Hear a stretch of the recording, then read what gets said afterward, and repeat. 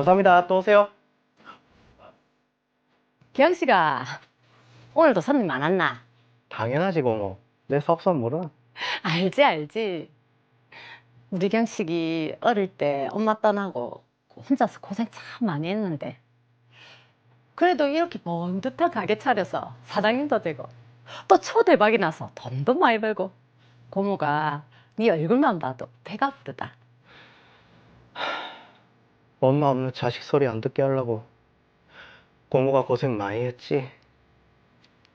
나중에 내가 다 갚을게요. 아이고 말만 들어도 배가 부르다. 야, 온 김에 식사 좀 하고. 그래.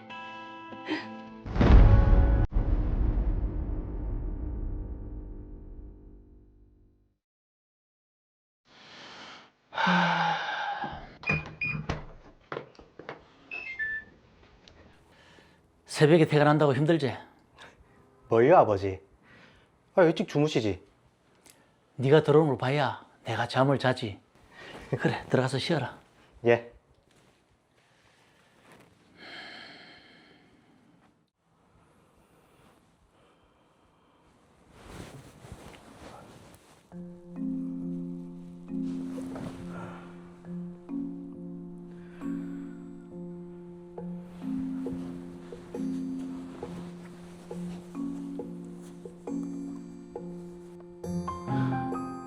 엄마.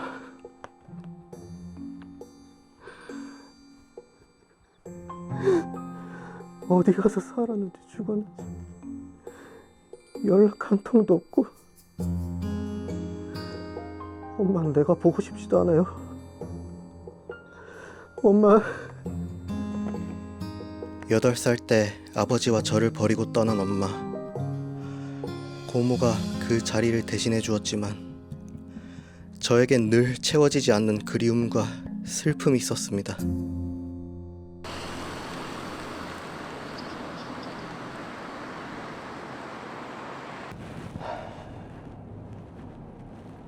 오늘따라 엄마도 보고 싶고 아버지도 걱정이 되고 돈만 많이 벌면 뭐하노? 가게에 매여서 아버지랑 제대로 된 여행 한번 못 가봤네. 조만간 리모델링 공사 들어가면은 아버지랑 고모랑 해외여행 한번 다녀와야겠다. 오!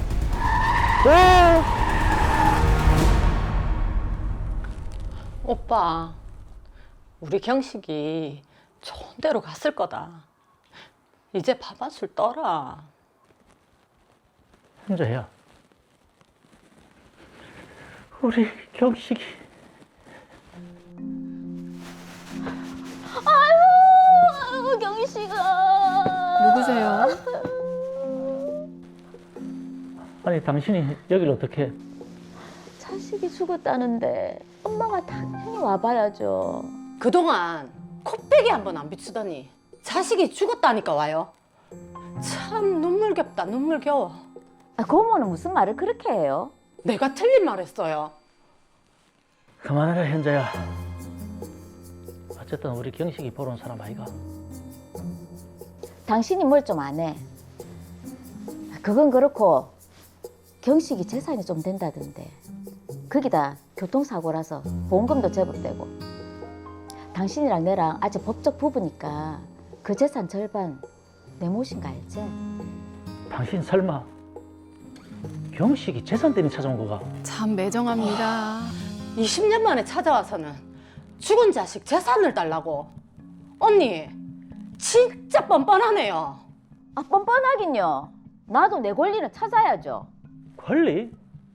당신이 무슨 권리가 있는데? 경식이 낳기만 했지. 같이 사는 8년 동안 내가 다 케어하고 그러고선 하루아침에 집 나가서 연락도 안 되고 그 어린 것이 눈에 밟히지도 않더나. 당신이 잘 챙기니까 뭐. 그래 놓고선 이제 와서 엄마 몫으로 우리 경식이 재산을 달라고? 아니, 절대 못 준다. 나도 변호사한테 다 알아보고 왔거든. 집 나간 엄마라도 엄마 몫으로 경식이 재산 절반 받을 수 있다고 하던데.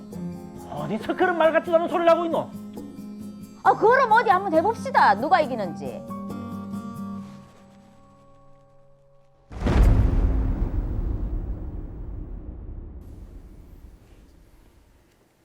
네, 헤어졌던 부부가 자식의 죽음 앞에서 다시 마주했는데 상황이 참 그렇습니다. 예. 참 이렇게 마주한 그 용건이 하필이면 죽은 자식의 재산 문제라니까. 야, 참 이게 그 친모인 김미애 씨가 너무 사람도 아니다라는 생각이 들어서 좀 막막하네요. 근데 이게 좀 법적인 문제도 어떻게 해결할지 좀 궁금한 그런 상황이네요. 그렇습니다. 일단은 우선은 엄마 김미애 씨가 자식이었던 경식지의 재산을 상속받을 수 있다라고 하는데 이게 가능한지 먼저 짚어보겠습니다. 정성원 변호사님 어떻습니까? 부모와 자식의 관계는 천륜이라고도 하죠. 비록 자식을 버리고 가출한 엄마라도 엄마는 엄마입니다. 아이가 사망하는 경우 다른 배우자나 자식이 없다면 1순위 상속인은 부모가 됩니다. 법적으로 현재 모친인 김미애 씨가 비록 아이를 버린 비정한 엄마일지라도 상속을 받을 권리가 있습니다.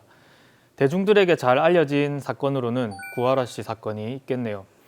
당시 구하라 씨가 사망하자 장례식에 엄마가 찾아와서 재산의 절반을 요구한 사건이죠. 네, 맞습니다. 고 구하라 씨 사건 참 많은 얘기들이 오고 갔었는데요.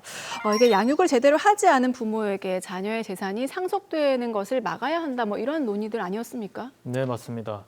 구하라 씨가 2019년에 사망했는데 그 당시에는 아이를 버리고 떠난 부모가 어떻게 다시 돌아와서 아이의 재산을 단낼 수가 있냐, 이런 부모한테 상속이 되어서는 되냐, 이걸 안 되게 해달라는 국민청원이 있었고 네. 그게 10만을 돌파했습니다. 그래서 당시 국회가 움직였죠.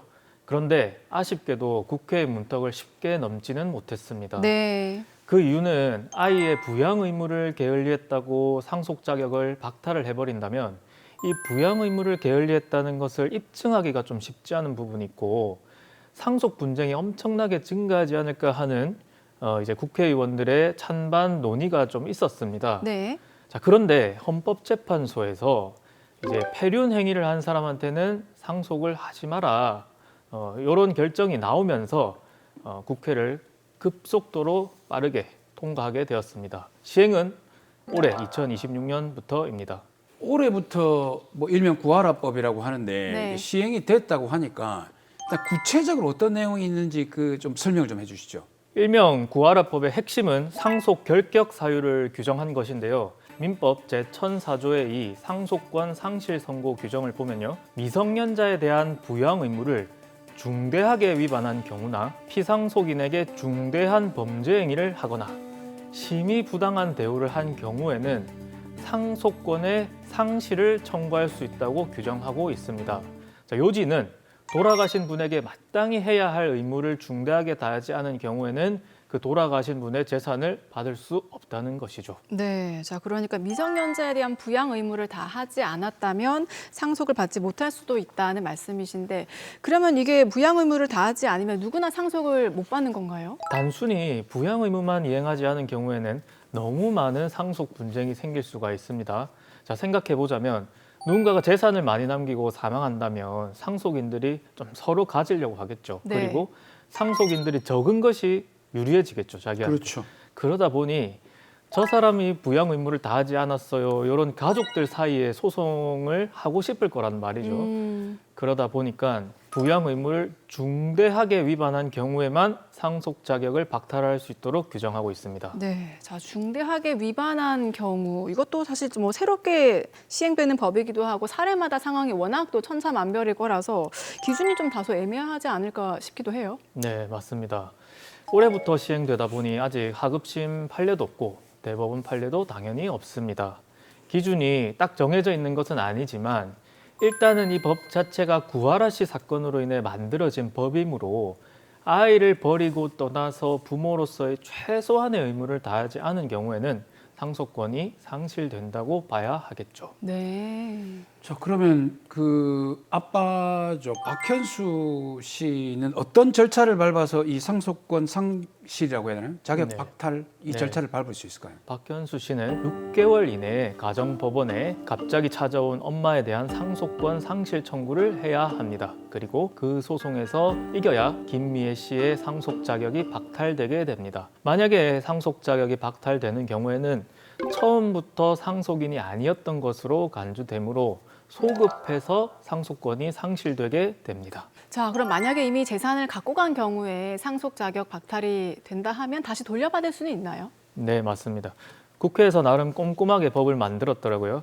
가정법원에서 만약 상속권 상실 청구를 받은 경우에는 검사나 이해관계인의 청구에 따라서 상속재산 관리인을 선임하거나 혹은 상속재산의 보존 관리에 필요한 처분을 명하고 구체적으로 설명하면 이제 어디 못 빼돌리게 이렇게 묶어둬 버리고 네. 상속 상실 판결이 선고된다면 상실된 사람이 가지고 있던 재산을 회수해서 돌려주게 됩니다.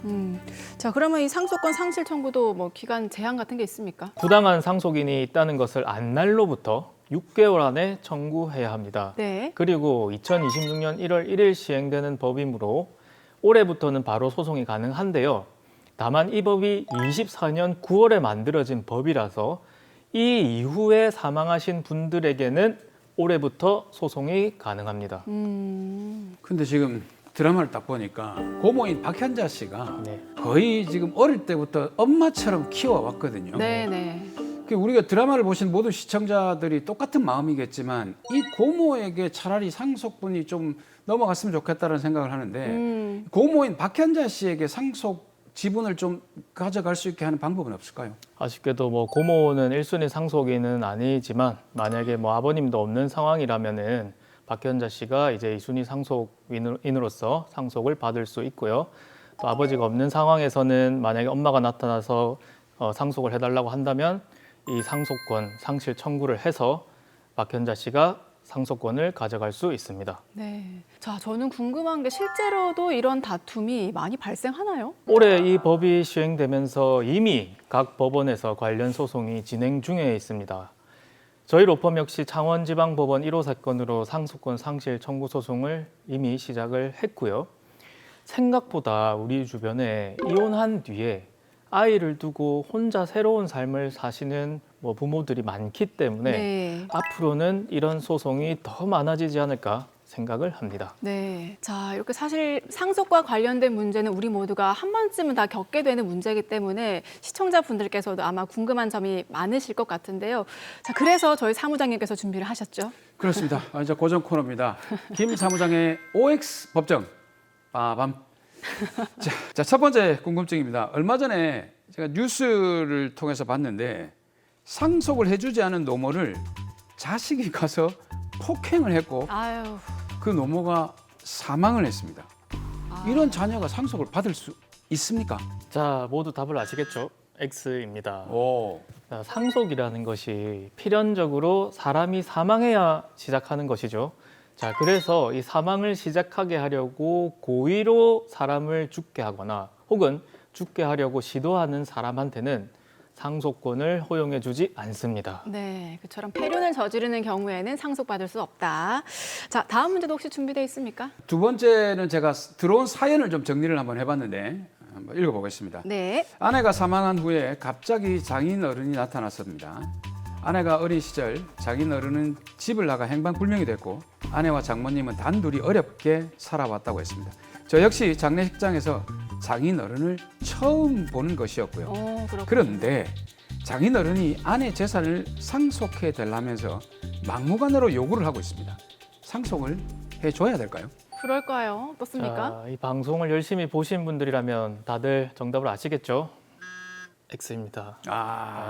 예전에는 사람을 사망하게 하는 정도의 아주 중대한 범죄 행위만 상속의 결격 사유로 규정하였지만 올해부터 시행되는 구하라법으로 인해 자녀를 버리고 떠난 부모에게는 상속권을 인정해주지 않습니다.